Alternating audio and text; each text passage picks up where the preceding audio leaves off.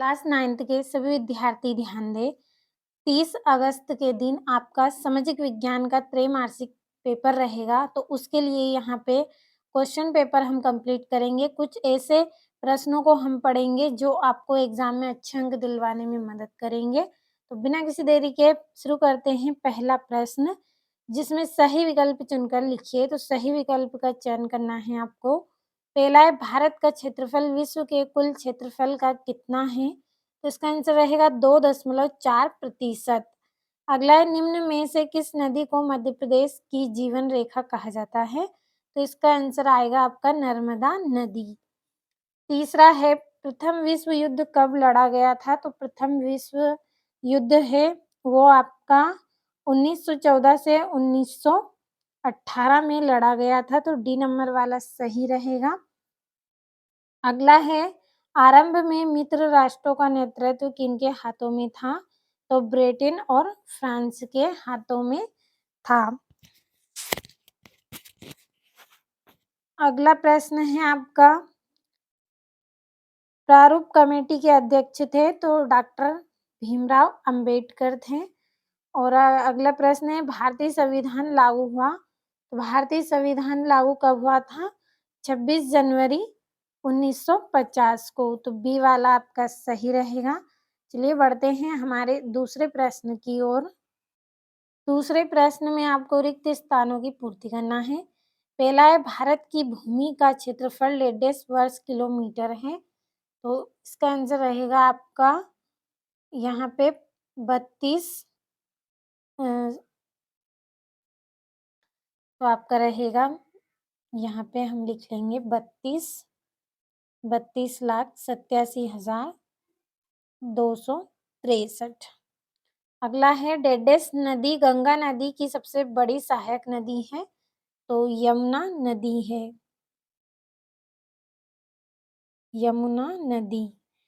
अगला है, Karl Marcus ने डेडेस नामक ग्रंथ की रचना की? तो इन्होंने दास कैपिटल की रचना की। अगला है, संविधान सभा की प्रथम बैठक डेडेस में हुई थी? तो इसकी बैठक 9 दिसंबर 1946 में हुई थी। 9 दिसंबर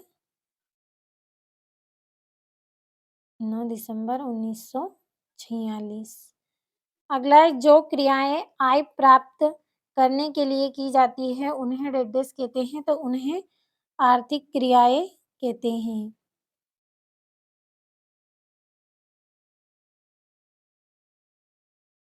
आर्थिक क्रियाएं।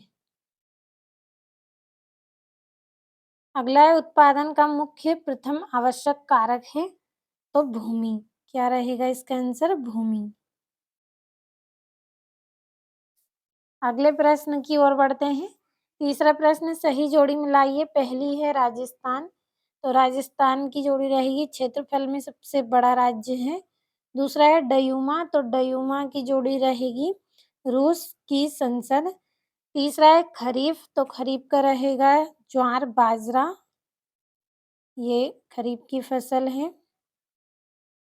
अगला है हरित क्रांति, तो हरित क्रांति रहेगा दूध उत्पादन में वृद्धि।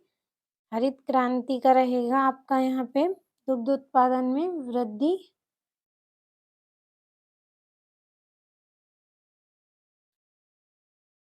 अगला है आपका डॉक्टर राजेंद्र प्रसाद, तो राजेंद्र प्रसाद की जोड़ी रहेगी आपकी संविधान सभा के अध्यक्ष।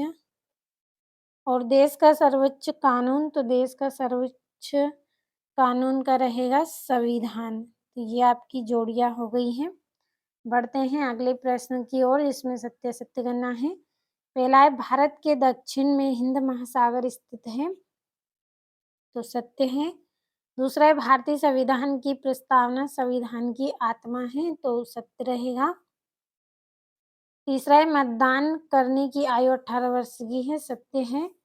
और भूमि मानवकृत संसाधन है? तो ये आपका सत्य रहेगा, क्योंकि भूमि मानवकृत संसाधन नहीं बल्कि प्राकृतिक संसाधन है। और अगला है, 6 से 14 वर्ष के स्कूली बच्चों की शिक्षा में सर्व शिक्षा अभियान एक महत्वपूर्ण कदम है, तो ये आपका सत्य रहेगा। और शिशु मृत्यु दर से अभिप्राय 1 वर्ष से कम आयु के शिशु की मृत्यु से है, सत्य रहेगा। अब बढ़ते हैं अगले प्रश्न की ओर, जिसमें एक वाक्य या एक शब्द में उत्तर लिखना है। पहला है, हीराकुंड बाँध किस नदी पर बना है? तो ये महानदी पर बना है। अगला है, धर्मनिरपेक्षता का अर्थ लिखिए।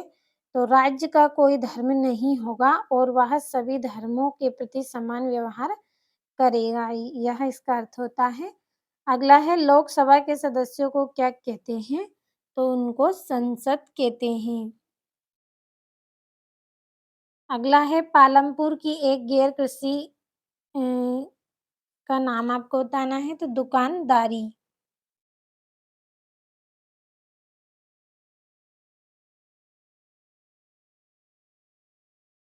दुकानदारी। अगला है, वयस्क मताधिकार क्या है? तो 18 वर्ष या उससे अधिक अ,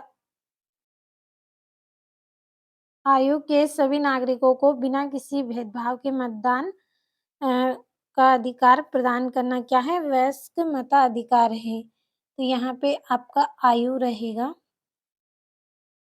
आयु। अगला है, भारत के स्थलीय पड़ोसी देशों की संख्या कितनी है? तो 7 है।